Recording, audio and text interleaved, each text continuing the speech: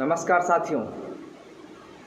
हमारे देश में जब जब महापुरुषों की बात होती है तो हमारा देश दो धड़ों में बट जाता है।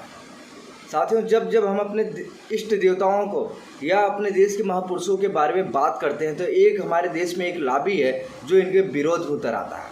साथियों, आपने देखा होगा शुरू में ही जब राम मंदिर का मुद्दा चल रहा था तो कुछ लोग बाबर जैसे आक्रांता को, बाबर जैसे आतंकवादी को अपना आदर्श मान रहे थे और भगवान राम का नाम लेने में कोताही बरत रहे थे, जैसे कोई पाप कर रहे हो। साथियों, आपने देखा कि जैसे ज्ञानवापी का मामला आया, अब जो लोग प्रभु श्री राम का नाम नहीं ले रहे थे, अब वही लोग हर हर महादेव का नारा नहीं लगा रहे हैं, प्रभु श्री कृष्ण का नाम नहीं ले रहे हैं, राधे राधे नहीं कर रहे हैं। अब वो औरंगजेब जैसे अत्याचारी आक्रांताओं को अपना आदर्श मान रहे हैं। साथियों, आपने देखा कि पृथ्वीराज चौहान की जैसी फिल्म आई, हमारे देश का एक लाबी इनके विरोध में उतर आया। इनको कायर बताने में दुनिया के सामने भारत की इतिहास को, भारत के महापुरुषों को बदनाम करने की एक जो साजिश है हमारे देश को वामपंथी और एक जो हिंदू विरोधी लाबी है हमारे देश में, ये हमारे देश के महापुरुषों का अपमान शुरू से ही करती चली आई है। साथियों, पृथ्वीराज चौहान के बारे में अब इन लोगों ने पूरे देश में सोशल मीडिया के माध्यम से जन जन तक पहुंचकर पृथ्वीराज चौहान को कायर बताने के लिए एक मुहिम चला रखा है। साथियों, जिस तरीके से आपने देखा कि प्रभु श्री राम के मंदिर को ध्वस्त करने वाले बाबर को इन्होंने अपना आदर्श मान लिया, अपना मार्गदर्शक मान लिया, टीपू सुल्तान को अपने मार्गदर्शक मान लिया, औरंगजेब को अपना मार्गदर्शक मान लिया। साथियों, इनका एक सिर्फ मुहिम है हिंदू विरोधी। अपने देश के महापुरुषों का अपमान कैसे किया जाए, विदेशी आक्रांताओं को, विदेशी अत्याचारियों को कैसे महान दर्शाया जाए, अकबर को कैसे महान दर्शाया जाए, इस हमारे देश के वामपंथी इतिहासकारों ने इसको भली भांति किया।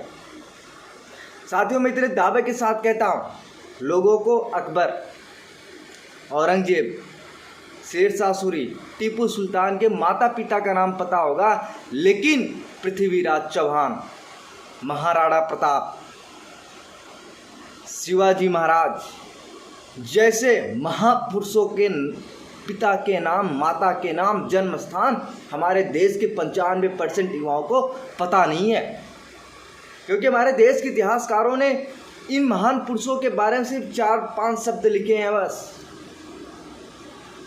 सिर्फ 4-5 शब्द। और जब केंद्र में मोदी जी की सरकार आई, दूध का दूध और पानी का पानी हो गया।